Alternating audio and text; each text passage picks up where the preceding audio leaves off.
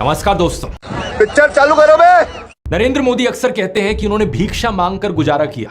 कभी कहते हैं कि 35 साल के लिए, कभी कहते हैं 40 साल के लिए। क्या बात कर रहे हैं? पहले ये देखो, करीब 40 साल मैंने भिक्षा मांग करके खाया है। मैं लोगों के घर में भिक्षा मांग करके खाता था। मैं 35 साल तक भिक्षा मांग करके खाया हूँ। अब किसी के गले नहीं उतरे। चलो इतनी तो बोलने में गलती हो सकती है। 35 साल हो, 40 साल हो, लोग अक्सर भूल जाते हैं। लेकिन सवाल ये कि वो एमएलए पहली बार बने 2002 में, तब उनकी उम्र होगी 52 इयर्स। लेकिन उससे पहले 90s में ही पता नहीं कैसे उन्होंने फॉरेन टूर्स कर लिए।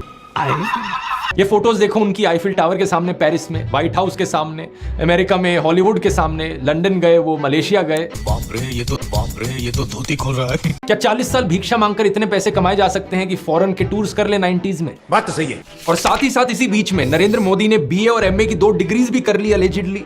ये कैसे हो गया?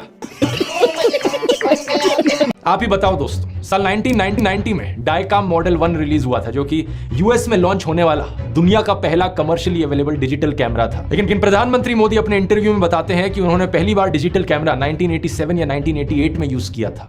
जूम करो। मैंने पहली बार डिजिटल कैमरा का उपयोग किया था 87-88 में से। मतलब भिक्षा मांगकर यहाँ पर फॉरेन टूर भी कर लिए और डिजिटल कैमरा भी खरीद लिया डिजिटल कैमरा के रिलीज होने से पहले। वाह क्या फकीरी है।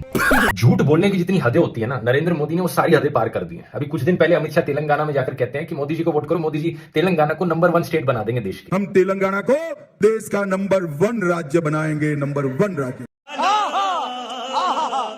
3 दिन पहले नरेंद्र मोदी उड़ीसा में जाकर कहते हैं कि हमें वोट करो, हम उड़ीसा को नंबर 1 स्टेट बना देंगे। ये मोदी की गारंटी है, उड़ीसा को हम नंबर 1 बना देंगे। इतना ही नहीं, इससे पहले कर्नाटका में जाकर कहा था कि हम कर्नाटका को नंबर 1 स्टेट बनाएंगे। कर्नाटका को पूरे देश का नंबर 1 राज्य बनाने का मोदी का वो मुसलमान मंगलसूत्र वाला भाषण याद है ना, कि देश की संपत्ति पर पहला अधिकार मुसलमानों का है। आज मोदी वाराणसी में इंटरव्यू देते वक्त कहते हैं कि वो हिंदू मुसलमान तो कभी कर ही नहीं सकते। मैं जिस दिन हिंदू मुसलमान करूंगा ना, उस दिन मैं सार्वजनिक जीवन में रहने योग्य नहीं रहूंगा और मैं हिंदू मुसलमान नहीं करूंगा। ये मेरा संकल्प है। मतलब झूठ बोलने की भी हद होती है यार। अगर आप में से अभी भी कोई ऐसा बचा है ना जो मोदी की बातों में यकीन कर रहा है, अपने माथे के ऊपर बेवकूफ लिखवा लो।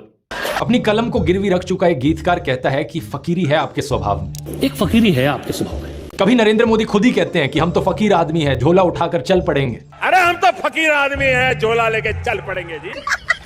लेकिन पूरी दुनिया में आपने ऐसा कोई फकीर देखा है जो 1,40,000 का चश्मा लगाता हो, अपनी बूढ़ी माँ को नोटबंदी के लिए लाइन में खड़ा कर दिया और खुद घूमते हैं 12 करोड़ की मर्सिडीज में?